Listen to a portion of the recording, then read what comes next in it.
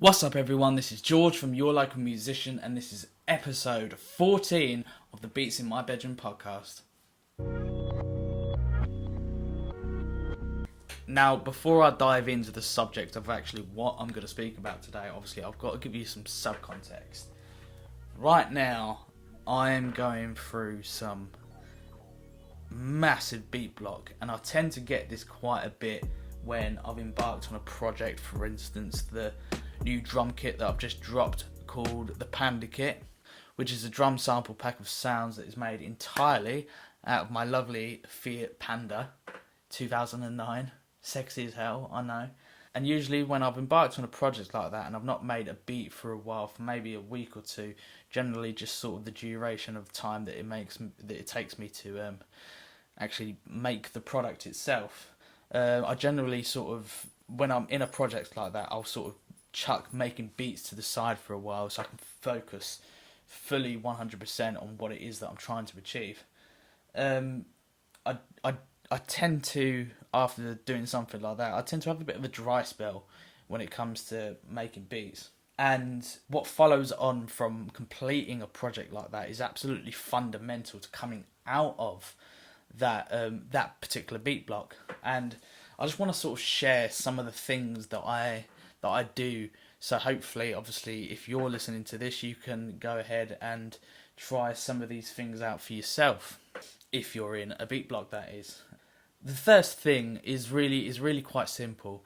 I simply just I stay away from music for at least about 2 to maybe even 4 days, sometimes even a week, just to completely sort of regenerate and refresh. A lot of time and energy obviously goes into creating a product like the Panda Kit, and generally my brain just sort of needs time to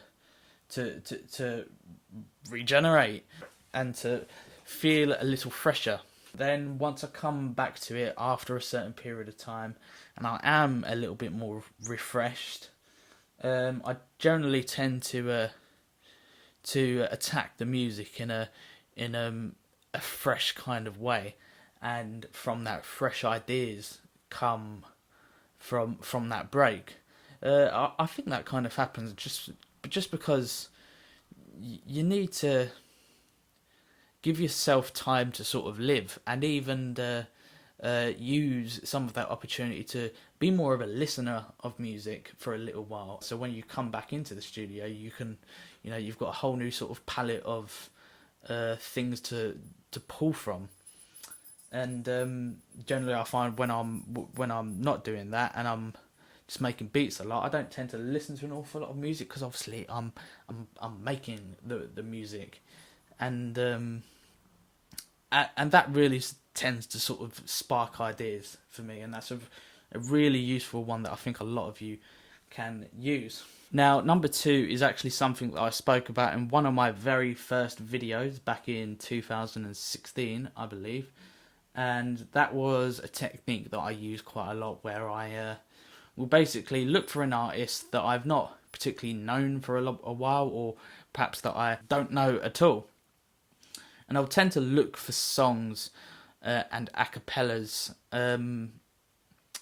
that are from songs that I've never heard before. So when I hear the vocal, I'm not necessarily enticed to sort of replicate the beat because I've never heard the beat. If I'm just working with a vocal, I can generally attempt to build instrumentals around that vocal idea itself, which is very similar to obviously what most people do with vocal samples on their own. And that has always been quite a reliable method for me that has worked on multiple occasions and continues to work today. So one of the third ways, it kind of sort of draws similarities from certain elements of the second way, and that is, there's a lot of producers in my circle. There's a lot of people that I speak to regularly that have got names for themselves, and they are putting out music quite a lot. So I'll target sort of more underground sort of names. People like Lujan, the lo-fi producer. I listen to his things quite a lot, and his approach to lo-fi is obviously something that I admire quite a lot. So I'll use him as some sort of creative energy, and then obviously there's people like Curtis King. There's obviously Ogos Leotis. There's obviously my best friend. Harl's made it.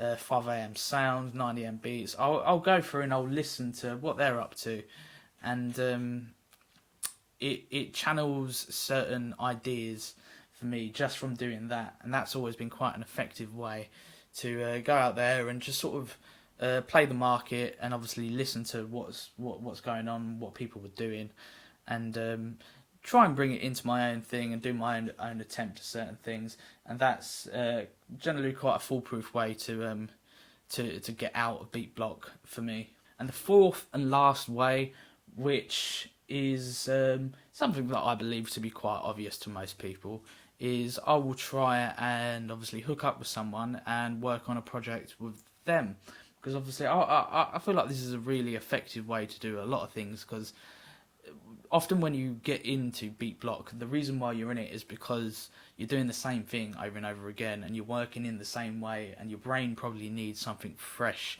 and a fresh way to promote it, and a fresh way to approach it.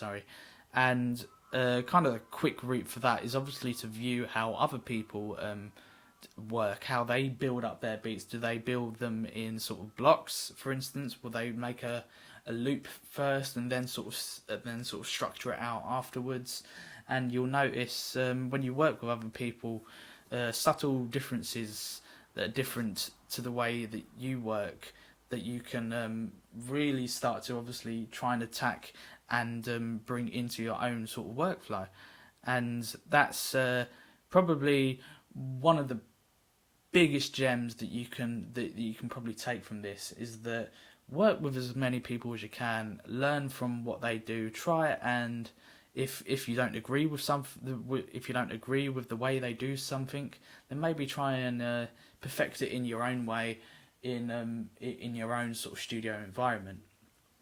And then obviously you can start to build upon your existing sort of database of things that you do, and try out new things. And most of the time when you try out new things, the beat block starts to sort of fade away, because you're approaching it in a fresh way, and you're giving your brain the, dopamine spike, maybe, for what it really needs to get out of that situation and start to create again. And that's pretty much it. So those are 4 ways that you can really start to approach trying to get out of beat block, and they're just a few ways that obviously that I've tried in the past and have always been successful. It's a bugger to be in beat block. I wouldn't wish it upon any producer, because it's really quite draining, and it's not a good feeling for most people. So guys, if you like videos like this, if you're on the old YouTubes, if you're on the old audio platforms, drop a like, drop a follow, whatever it is, to make sure that obviously you're informed for when the next episode drops. Go ahead and do that. Give us a like, give us a share if you're on the old YouTubes or any old platform. Just shout us some love. I would really appreciate it. And I look forward to speaking to you again in episode 15.